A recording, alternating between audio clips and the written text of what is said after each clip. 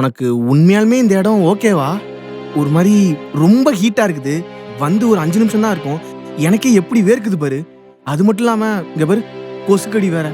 ஒரு மாரி கச்ச கச்ச கச்சன்னு இருக்குது. எப்புட்றா படிப்ப? ம். மச்சான் நான் சொல்றேன்னு எதுவும் தப்பா எடுத்துக்காத. என் வீட்டு மொட்டை மாடியில ஒரு ரூம் இருக்குது. உனக்கு ஓகேன்னா அங்க வந்து தங்கிக்க.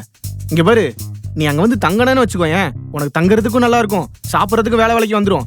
அது இல்லாம நீ படிச்சினா கூட சேர்ந்து நானும் படிப்பேன்ல. டேய் வேணாண்டா. எது நான் படிக்கிறது வேணான்றியா? ஐயோ! அதுக்கு வேணான்னு சொல்ல. இந்த பாரு நான் ஒண்ணுமே இல்லாம இங்க வந்தபோது, இந்த ஓனர் தான் எனக்கு ஒரு வேலையும் குடுத்து, சம்பளமும் போட்டு, இங்கேயே தங்கி படிக்கவும் சொல்றாரு. இப்போ ஊருக்கு போகும்போது கடைய பொறுப்பா பாத்துக்கன்னு சொல்லிட்டு போயிருக்காரு. அந்த நம்பிக்கைய நான் கெடுக்கிற மாரி ஆயிரும்ல.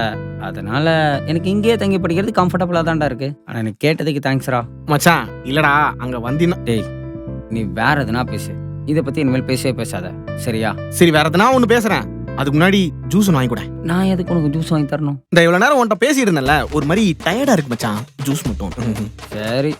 ஓ வாங்கிக்கோ. என்னடா ஓனர் அக்கௌண்டா? ஏய் ஏன் அக்கௌண்ட்ரா? போடா. அண்ணே ஒரு avocado apple milkshake banana cake. நீ தானடா சொன்ன எங்கடா போற? டேய் டேய் டேய் டேய். நம்மாலே மிஸ்டர் மெக்கானிக்